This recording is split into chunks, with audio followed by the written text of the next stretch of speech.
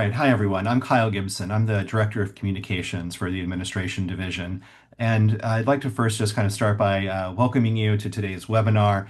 And I really want to thank you for setting aside some time to join us today. After a brief introduction to the HR Ecosystem Initiative and the work study activity, I'm going to turn it over to John to really give the bulk of today's presentation. But first, I want to again welcome you to this webinar for the work activity study. And whether HR is your entire job or just one of many hats that you wear, we know how busy you are, and we really appreciate you being here today. We are launching this study as a critical piece of UC Berkeley's HR Ecosystem Initiative. As you may have heard, this is a campus-wide effort to truly understand how human resources services are organized, delivered, and most importantly, experienced here at Berkeley. I want to take a moment to clarify exactly what we mean when we call the HR Ecosystem Initiative a process of discovery. In a large organization, there is often a temptation to start with a solution and work backwards. Leadership might say, we need to change X, and then look for reasons to justify it. That's not what we're doing here. The HR Ecosystem Advisory Committee is taking an objective approach. We want to gather the data impartially and comprehensively before we attempt to form a strategy or any recommendations. Our goal is simply to answer this. How can HR service be improved at Berkeley? To answer that question, we cannot rely on assumptions or anecdotes. We need a map of the terrain before we can build the road. The HR Ecosystem Initiative is currently in an observation and data collection phase. There are no predetermined outcomes here.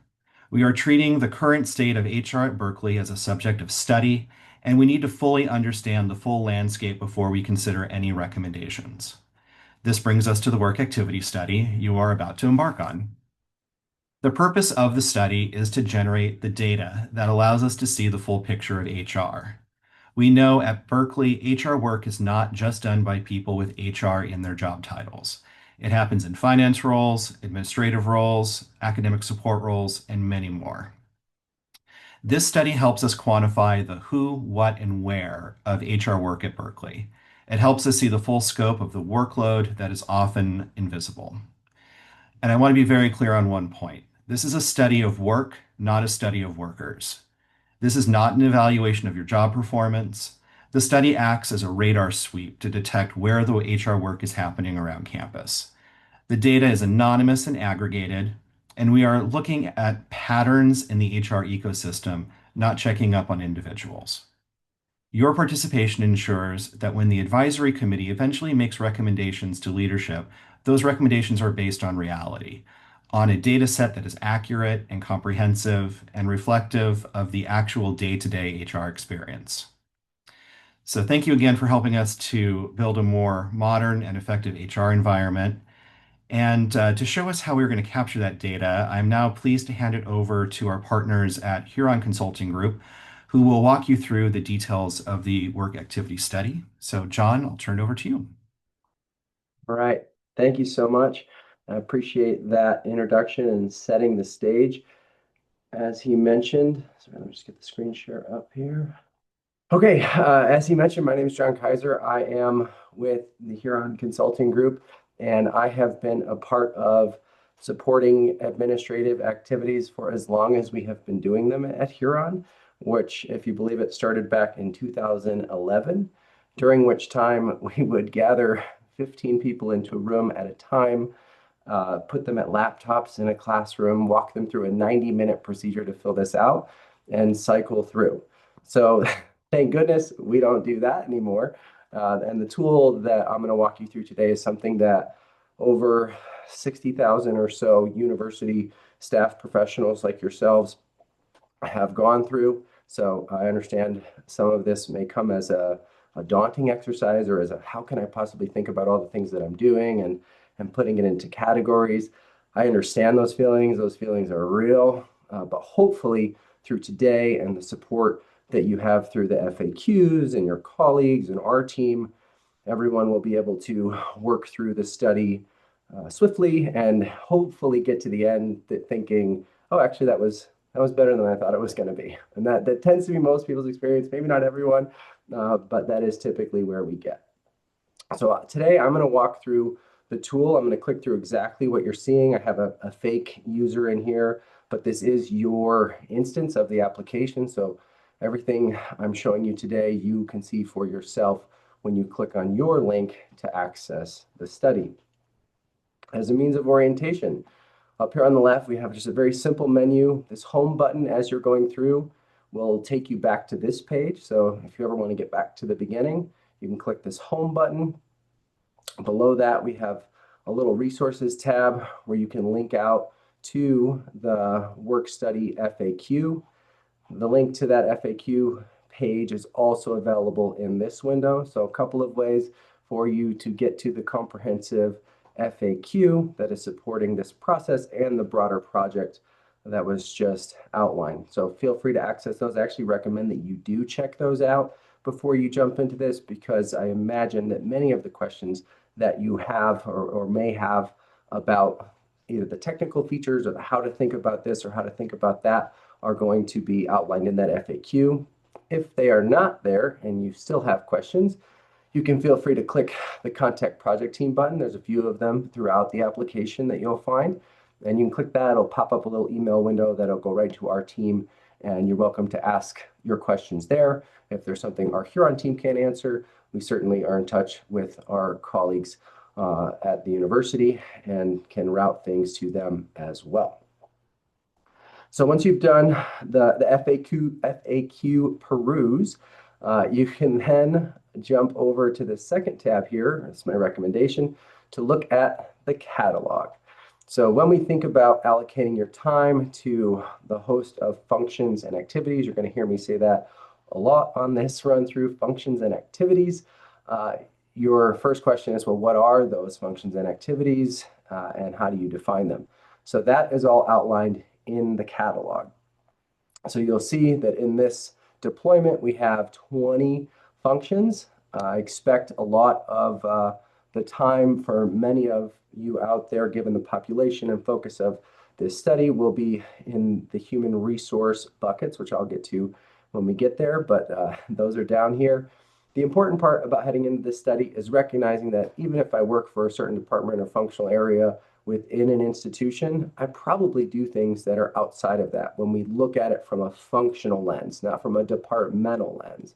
So really important that, frankly, everyone should probably have some amount of time in the general admin and management bucket because, well, we all work.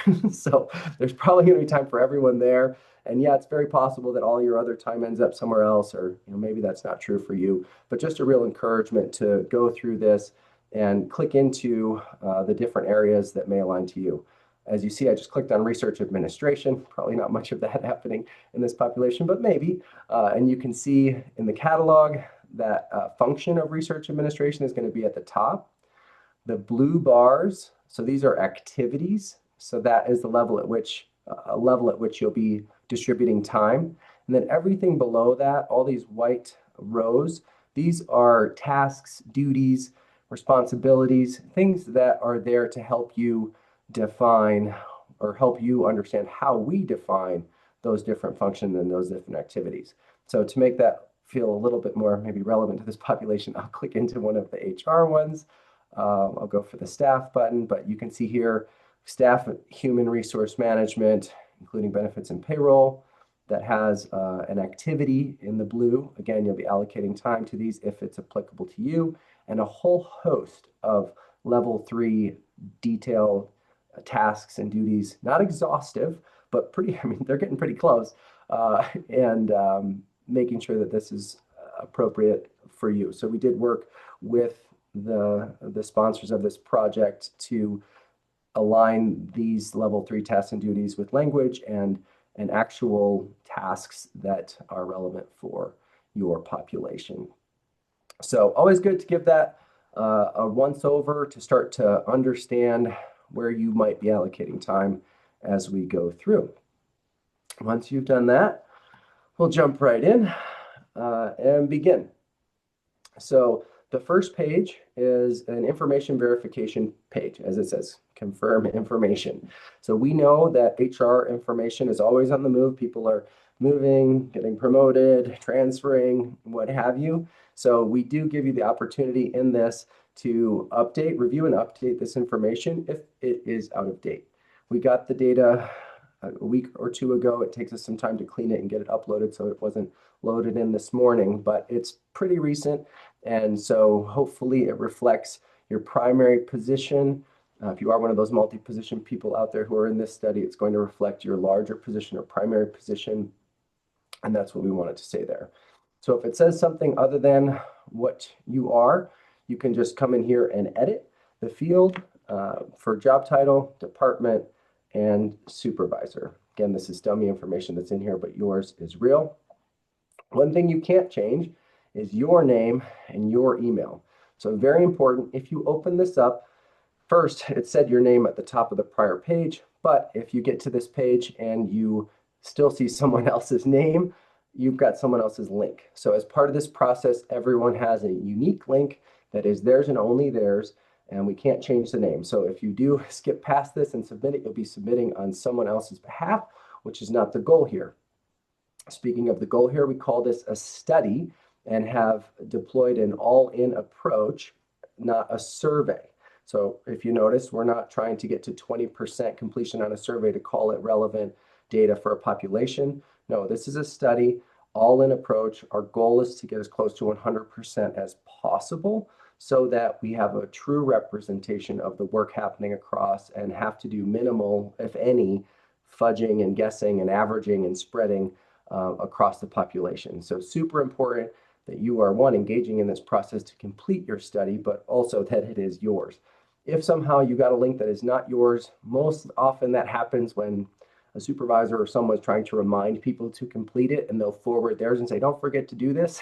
And then they realize that they just gave someone their link. So if you are going to remind someone to complete the study, please just send them a separate email. Don't forward them your link because that can get messy. Now, there are ways we can back things out and reset. So if that does happen, click the Contact the Project Team button and we will get things sorted out. But hopefully we don't have to do that. So once your information is confirmed and updated, we're going to ask you the first question of the study, which is to, I know it's tempting to look at the numbers down there, but what is to think about your full year in review. So this is a fairly, I'll say, generic flow of an academic calendar for an institution, and some of this may apply to you, some of it won't, but what we're trying to encourage here is that you're thinking about your full year in review before you're going in to start allocating hours. The main point and reason why we do this is to help avoid recency bias. So let's just say, and I'm not sure what phase we're in now, but if you just spent the last week doing, I don't know, performance reviews, maybe annual performance management, performance reviews, something are coming through, and that took a lot of your time. Well, when you think about your time, if you don't reflect on the full year, it's likely that you're going to inflate the amount of time that you spent in that particular area, or at least there's a risk that you might do that. So what we're asking as you're going through this is that you take that step back, take that breath from whatever has had your attention to this week, last week, etc. Think about your full year in review for the position that you are in, and then commence into the study. So after you have done that reflection, and maybe I like to make, if I'm doing this, a little note sheet that kind of maps out my year. I might make my own quarterly or semesterly calendar to just get those things on paper and make sure I'm not forgetting anything. And then move into thinking, okay, now about how many hours am I working in a week? We have this pre-filled to 40, which is generally a standard work week for most individuals. If you are formerly a part-time person, we ask you to, one, adjust this, but everyone should adjust it based on how many hours they work in a week on average. Again, this is not the busiest week of the year or the slowest week of the year. So do some reflection and update that number with your best gut guess. I think, and guess is a little extra, but your best, how it feels right. And that's one of the things that as you go through this, there is going to be a lot of go with your gut, and you'll be surprised how good your gut is at doing some of this relative both compare and distribution of time and effort. So enter that in, whatever it is for you. If you're unsure or you're new to your role, maybe you're new to your role and you're like, I'm not exactly sure what this is going to take to perform this role over the next year.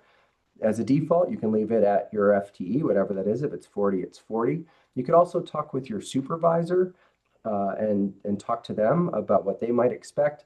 And or you can talk to a colleague who maybe knew the person who was in that role before and help get after a number that way. This, as we've said in the beginning, there's no right or wrong answer to these things. It's just the best answer that you can provide. And so with that, we don't discourage communication amongst you in terms of, well, how are you thinking about that? Or how are you weighting that? We really want to encourage some of that. Now, we don't want well, okay, I'll say I do 20 and you say you do 20. Like, we don't want collusion in the background because, again, there's no way to game this. There's no right answer. It's just the best answer that you put forward. But we do think that talking with colleagues about some of this is healthy if you have questions.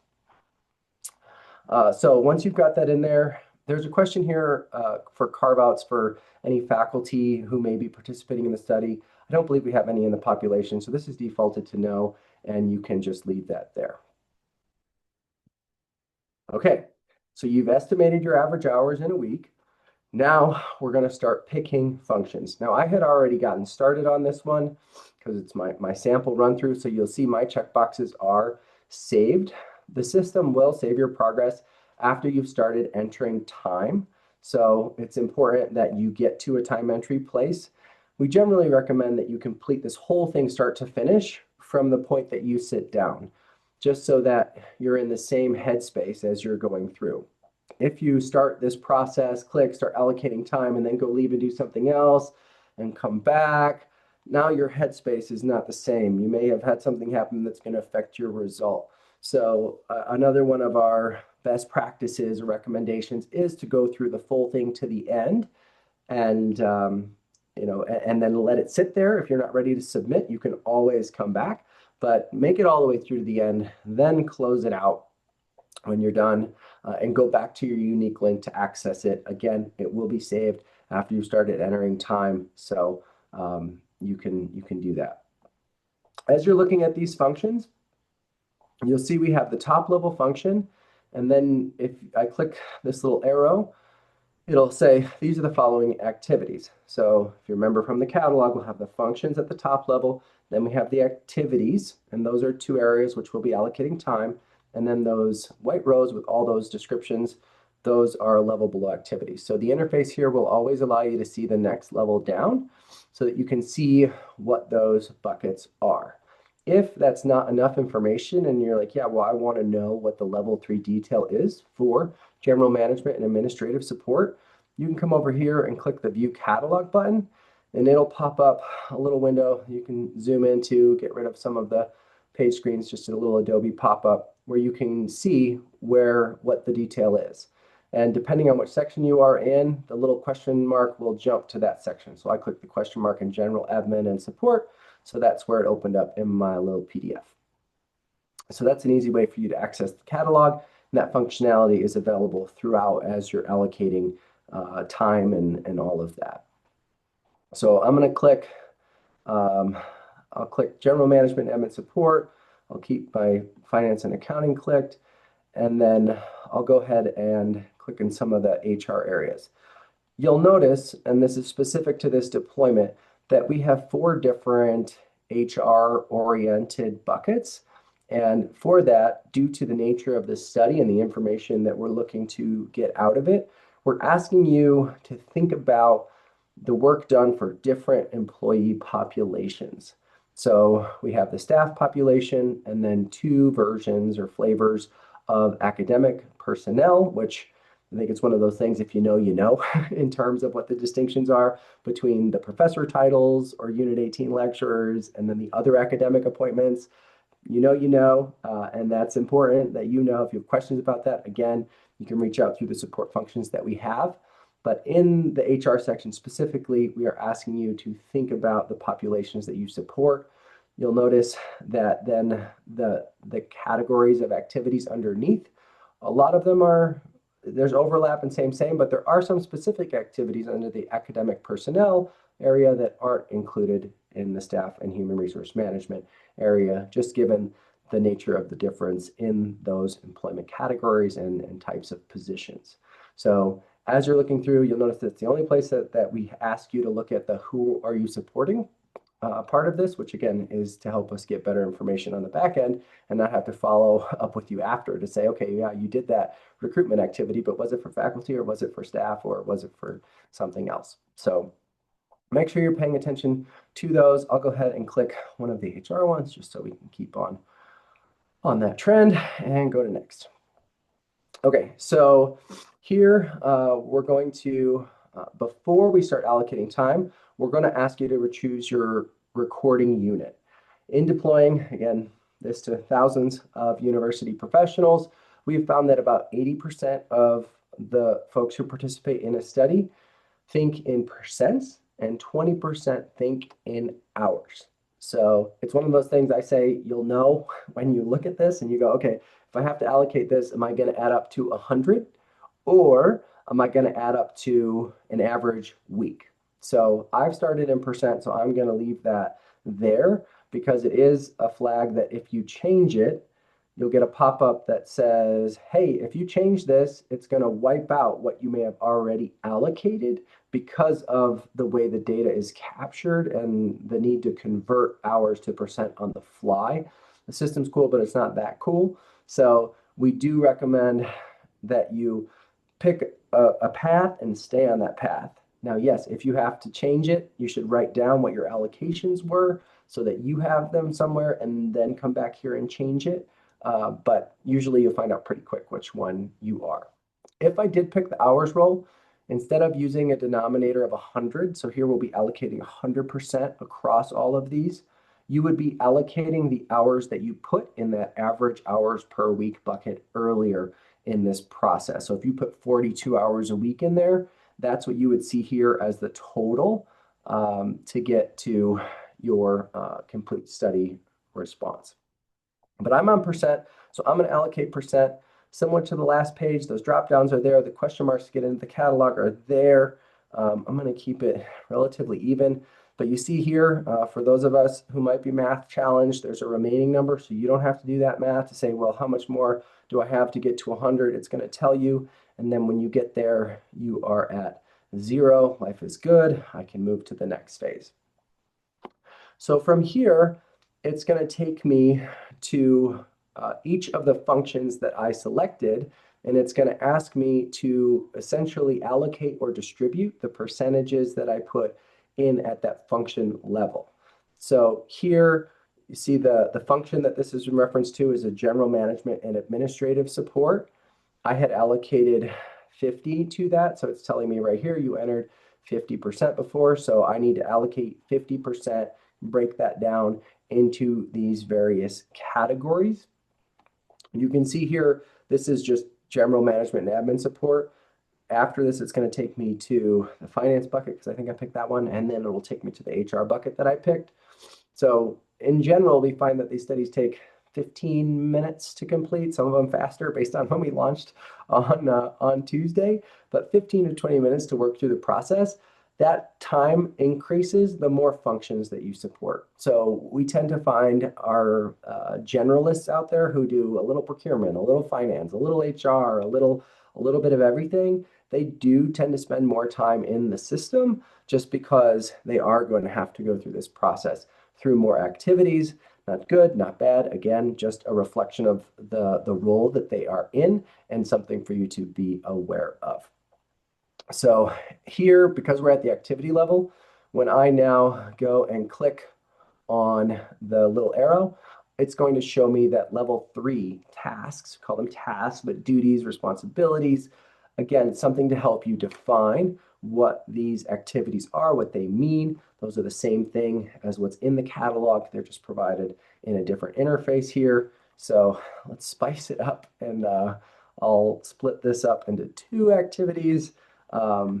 Again, you can, I guess I should say, you can put fractional percents or hours in here. We ask you not to go too crazy with that. The system is encouraging no more than using two decimal places. I think we've had some folks, typically in finance or accounting, who like to do a spreadsheet somewhere, apply math to it, and then paste it in here.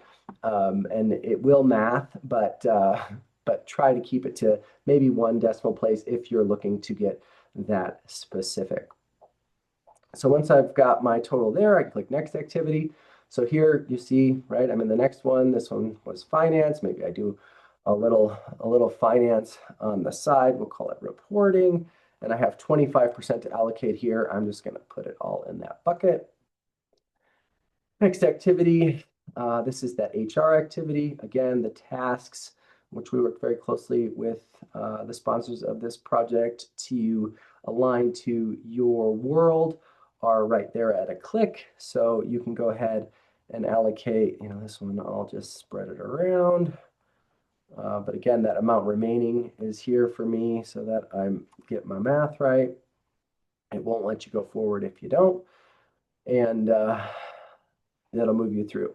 Now, let's say I'm here and there's something on this list that I'm not sure where it goes. First, I recommend opening the catalog, searching within the catalog. So you can do Control F when that catalog is open, and your computer will look over there and it'll find the word. So if there's a particular system or process or keyword that you would relate to something, you can definitely Control F within that catalog and try to find where it is mapped. We do our best to make this as comprehensive as possible. Again, this catalog, living and breathing with our clients over the years, which are much like institutions like you. So we feel it's pretty good in capturing the work of an institution like yours, but we're not perfect. So we do have other buckets throughout, both at the function level and at the activity level. Our guidance is to use them as last resorts. If you're looking at one of these categories and saying, yeah, it's in the spirit of this work, but I don't see it listed here, then it probably goes in this category. If there is something that you're like, no, the spirit of it is just outright different from these, you can use another bucket both at the function level and at the activity level, and you can allocate time there. The downside to that for us is, one, if it should have gone somewhere else, we're missing in that other category. But we also, we only get a text box at the end where you can talk about what's in your other buckets. So it's limited in terms of how we can communicate what that is, but we do give you that opportunity. So I'll say again, please scan and scour the catalog for the appropriate function activity to park your time. And if you have a question, certainly reach out to us and be like, oh, I can't tell you how many emails we've gotten. If I do this kind of thing, I'm not sure where to put it. And then we can help search the catalog and give you where we think it belongs in there, or if it is really another activity. So once I'm done and I'm happy, I get taken to this final summary page. You're not done, so it's important to know when you get here, you're not done. And you would get a reminder from us if you just left it here. But this is going to show you at the function level. It's pretty basic, but it does give you a breakdown of where you put your time at the function level. And then you can see your activity allocation by clicking those same little arrows over there. And you can notice here, because we've made it all the way through, I get to see a column with percent. So I reported all of my activity in percent, but it also provides the hours breakdown. And again, the hours breakdown is going to use that denominator from your average hours entered. I didn't change that field, so it's still 40. But if you change that field to 42, like we talked about, you would have seen this all adding up to 42 at the bottom. But it's going to do that math. So this is where that gut check comes into play. You can expand these and look at them. You can look at your pie chart and go, gee, yeah, I did that. That looks good. Or maybe you're like, I totally forgot about this thing. If you totally forgot about this thing, this is an important tip. Don't just use the back browser to get back and update your response. The back browser, given the nature of the software that we're in and the desire for it to go from left to right to make sure we're allocating and making sure there's no percentages left untouched or missing or overloaded in this process, you're going to want to click this Update My Response button. That's going to take you back to the appropriate part in the tool, which is when you're selecting your functions and activities, to then select others, add them to your mix, and work you through that whole process to get you to the end. If you have any trouble with that, you're like, oh shoot, I definitely hit the back button and then I added it. No, it's not adding up. Reach out to us. We'll try to we'll help you navigate back to where you need to be to get it cleaned up. But the system likes to think, as these breadcrumbs at the top of your outline from left to right, just to make sure, again, that we get a valid response at the end.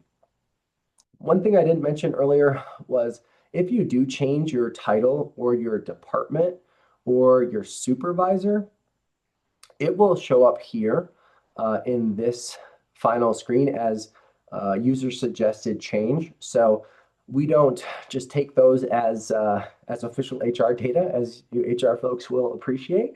We do capture those in an audit table, and we share them and share them with the client with you all to confirm that they're legitimate changes. And so if they are, right, HR knows best, then it'll get accepted into the data on the other side. So just know that if you do change one of those things, don't be surprised when you see your proposed changes up here as well. Once you're done with that and you're happy, you click this submit button and you'll get a little pop-up. And I'm going to not, just in case we have to jump around, but it'll say thank you for submitting. If you do need a copy, so we don't have a really cool print button on here, but we do allow you to hit Control P. So those are your hotkeys. Control P, that is a just universal function to print screen. And so if you expand these categories, do Control P, you can take a screenshot effectively of this whole report, and that's how you can keep a copy for yourself. Now, if you've already submitted and you're like, shoot, I wanted to keep one for myself, you can reach out to us and we can go in and do that for you. But we'd really love it if you could do it for yourself, just so we don't get, because we have to do the same process. We don't have an easy way of doing it either. But that is how you can capture this response if you're interested in keeping one for yourself.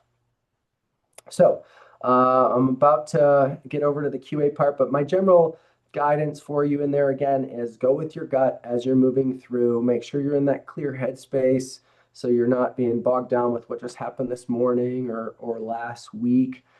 Talk to your colleagues about how they're thinking about some of the work, or again, it's okay to ask those questions. Talk to your supervisors about it if you're unsure, and reach out to us if you have any questions, because we are here to help and support you. So with that, I'll jump us over to Q&A. I was not watching the chat as I was going, just advising me of keeping it flowing. But yeah, Kyle, I'll give it back to you. Thanks, John.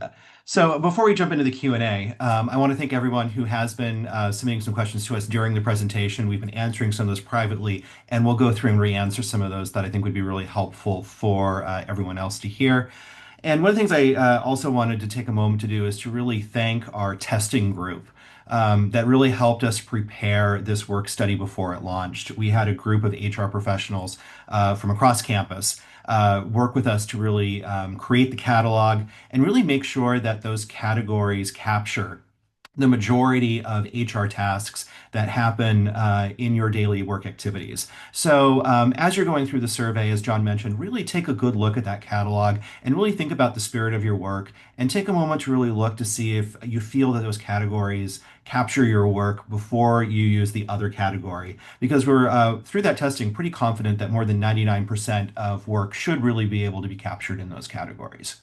So as we start our Q&A, I'm going to see a couple of my colleagues coming in on our Brady Bunch view here, welcoming Courtney Chandler, our Assistant Vice Chancellor here in the Administration Division. Also our colleague Isabel Nguyen, who's our Senior Project Manager on the HR ecosystem, and John and Helen, who are here from Huron to help answer some technical questions.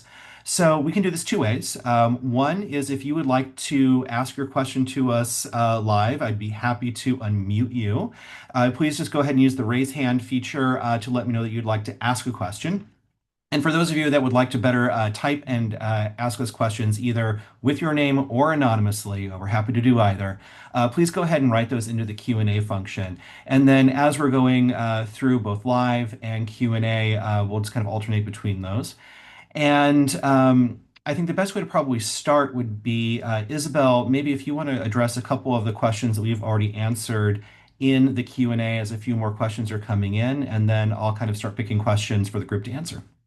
Oh, sure. I was in the middle of answering one typing, so but I can go back and also speak to it. Yes. So one person did ask, where's this one item, for instance? So I think one thing is to just really take a look at the different populations. I don't know if you could see it, but maybe take a step back and look at the general categories first, and then you'll see that under HR, it would say, for example, staff human resources management, including benefits and payroll. I know these some of the parens, those things, it seems weird. You're like, well, why doesn't it say that on the other one? It's just kind of how the tool is. So we're really constrained by the category levels, unfortunately.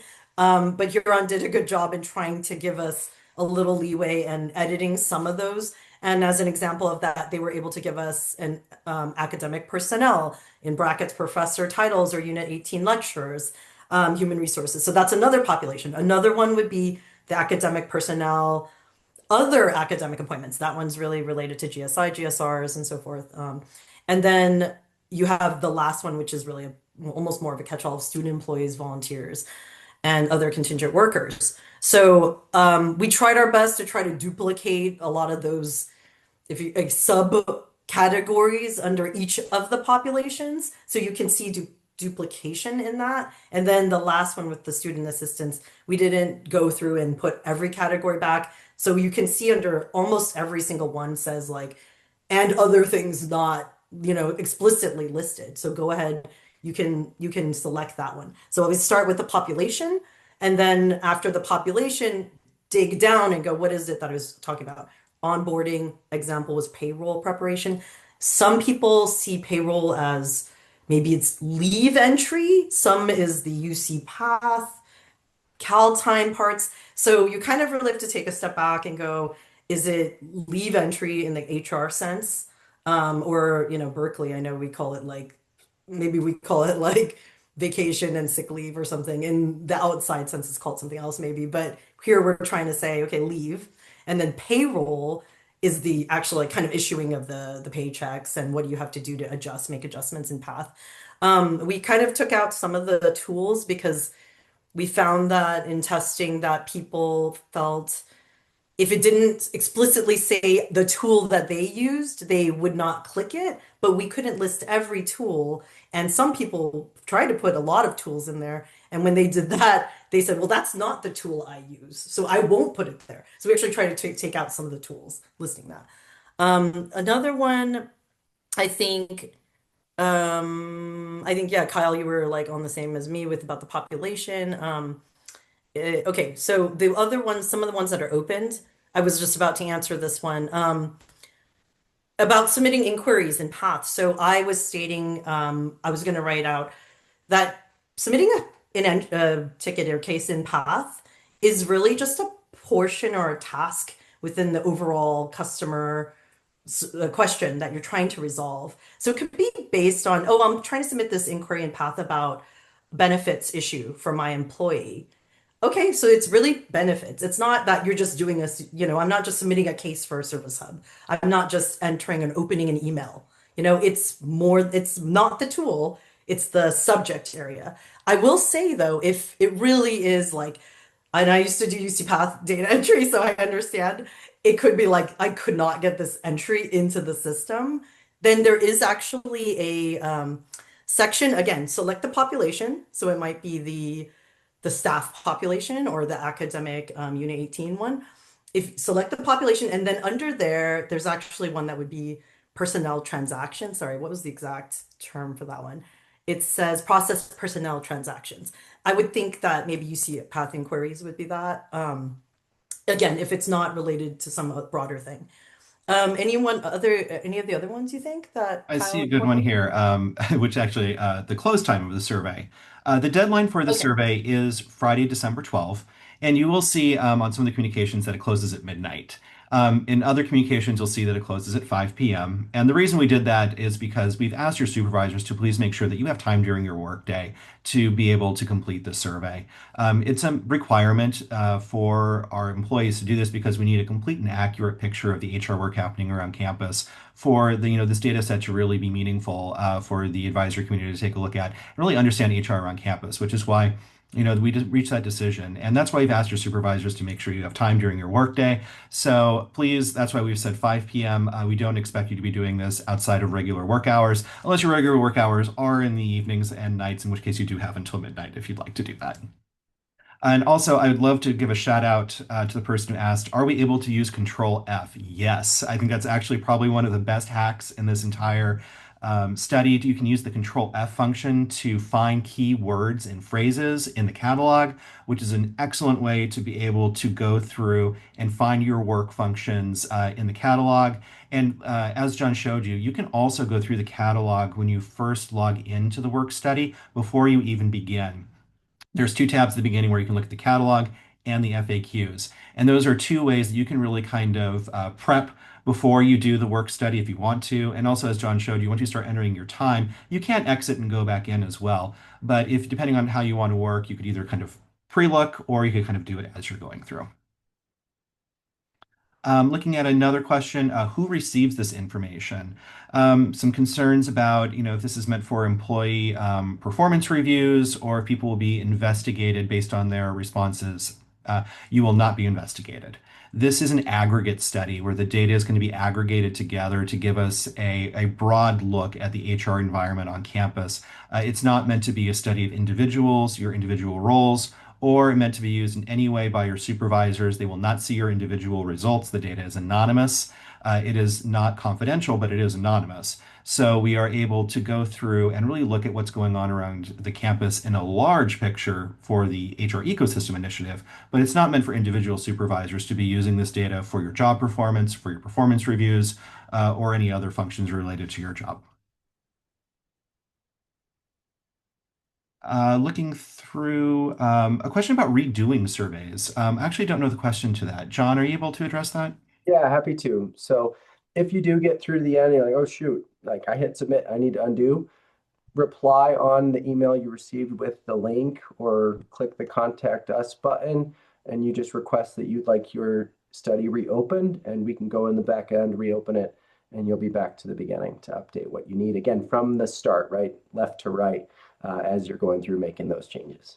So happy to do that. Easy to do.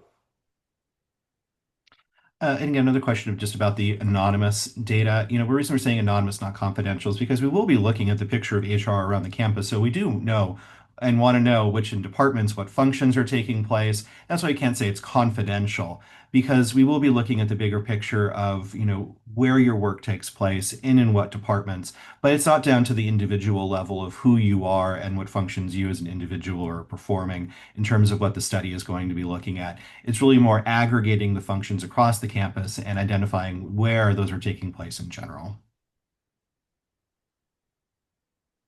And question, if their supervisor asks to see their data, will they be able to have a copy of it? Courtney, do you want to address that one? I'm sorry, repeat that one again. If was a trying to answer one in supervisor the chat. asks to see their results, will they be able to have a copy of it?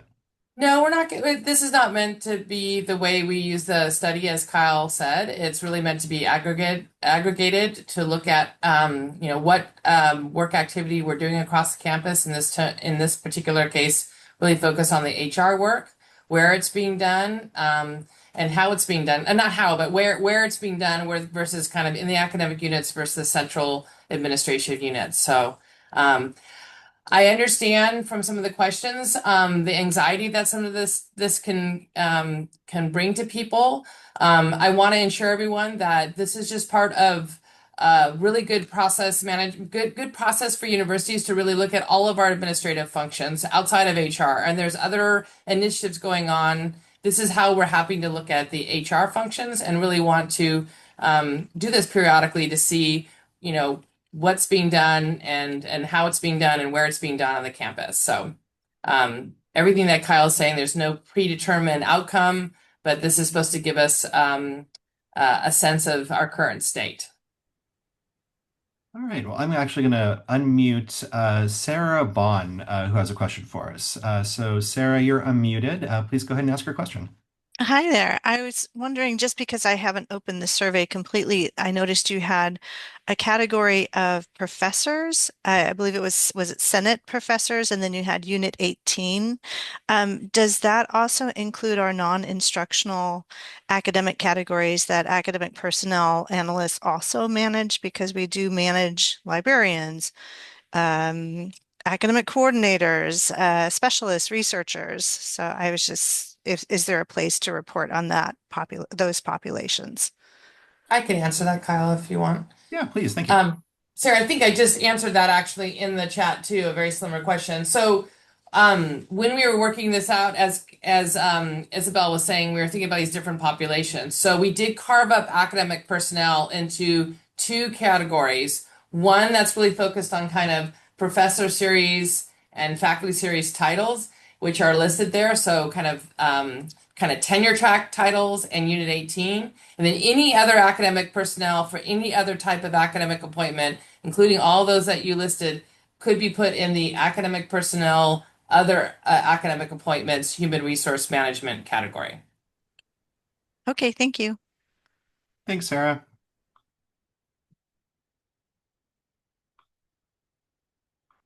Okay. A question, if there are staff in a department who should have received the study but didn't, can they be added? Isabel, do you want to take that one? Oh, wait, I didn't see that one. Is that one at the top? Wait, Uh, where is it? yeah, very bottom. Oh, okay. Oh, I have six. Oh, teal. Okay. Yeah, I think so. Yeah, now we're still open, actually. I remember Huron was just telling me that we could do that. Yeah, we can do it. Let us know now. Go ahead and send me an email. And our apologies that that happened, Teal. So everyone on the webinar is aware, we really worked with the department leads from academic departments and non-academic departments around the campus to review all of their employees and to identify for us who performs HR-related tasks in their department. So that's really how we've compiled the study participation list, not by just looking at the job titles we know are HR, but really by going out to the departments and the units around campus to tell us who are doing these functions, and they've provided your information to us, which is how we've been able to capture not only the people who do HR as a major function of their jobs, but also hopefully capturing the people who just do it as even a small portion or a single task of their larger jobs, which are largely not HR related. So we really do want to capture everyone across campus. All right, I'm looking at the questions and recording. Yes, we are going to be posting the recording of today's webinar. We'll be posting that on the HR Ecosystem webpage on the Vice Chancellor of Administration's website, right where the FAQ is. It's also where we posted the orientation video that was in the welcome email that all the study participants received. That should be posted tomorrow. We will post it as soon as we can, but for ADA compliance, we need to go through and make sure we're properly captioned and have done everything before uploading the video. So we'll get that up as soon as possible tomorrow.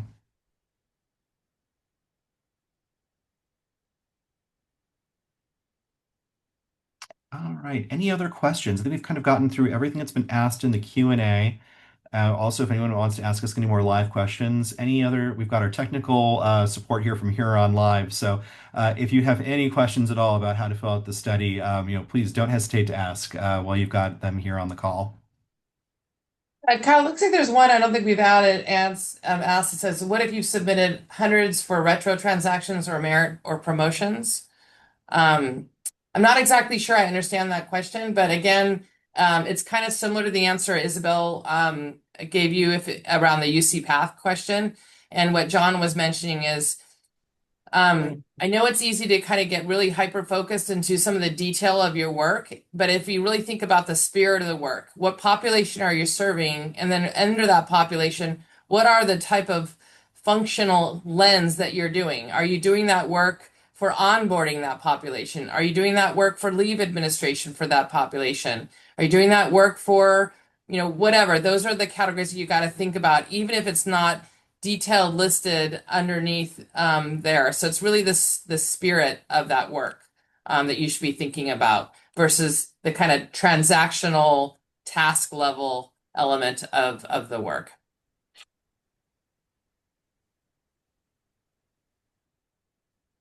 Okay. Also, any other questions for us? Please drop them in the Q&A or feel free to raise your hand and ask.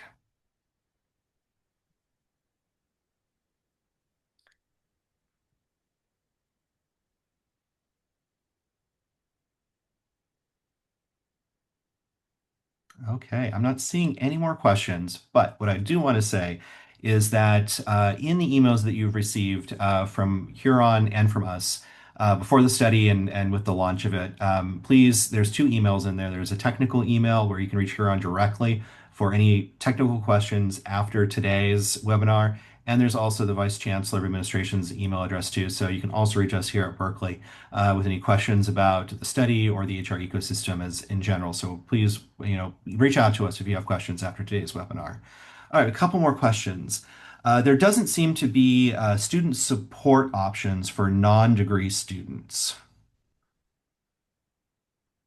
So I guess what I don't understand what they mean by that, if you are, it doesn't seem to be, it could be in a non-HR category under student services, if that's what you're talking about. Look. So I'd have a little bit more information. Carol, I don't know if you want to come off mute and ask a little bit more questions, more information. And if you don't, Carol, you can also send us an email and we'd be more than happy to follow up with you afterwards if you're more comfortable doing that. So whichever you prefer. Oh, she says, I'm looking in academic program support. Okay. I'm looking in academic program support.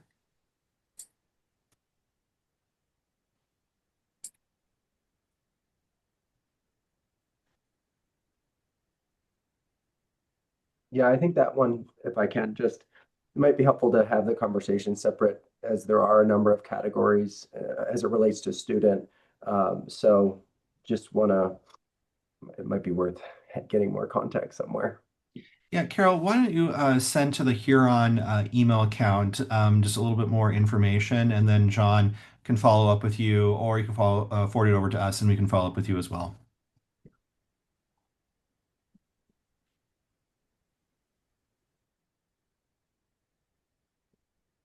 All right.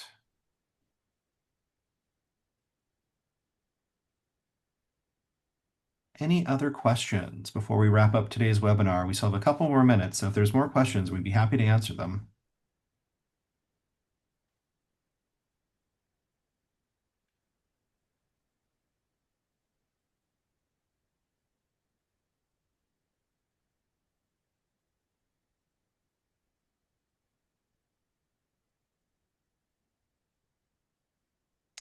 All right. Well, I don't think that we have any more questions coming in. So let me just quickly close up with a couple final reminders. Just three quick reminders. One is definitely check your inbox. Obviously, you're here today at the webinar, so you've probably seen and checked and gotten your email from Huron. But what I do want to remind everyone is that that link in that email is personalized to you, and that personalized link is your key to the study. So make sure that you use that link to access the study to make sure that you can give us your input. And two, the deadline. As I mentioned, please aim to have your study completed by Friday, December 12th at 5 p.m. Again, we've asked your supervisors to please make sure that they give you time during your regular workday to do this. The average time to do this study is somewhere between 50 to 30 minutes, maybe 45 if you wear a lot of HR hats. But between 15 to 45 minutes has seemed to be very consistent for everyone. And then, as I mentioned, we are here to help. So please, if you get stuck or have any technical trouble, please utilize the support emails that are in the emails that you receive from Huron and from us leading up to the study. We want this to be a smooth process for you, so please do reach out to us. And before we close out, we've got one more question that came in that says, can you speak more on what was said about how the data is not confidential but anonymous? So what I submit is tied to my name.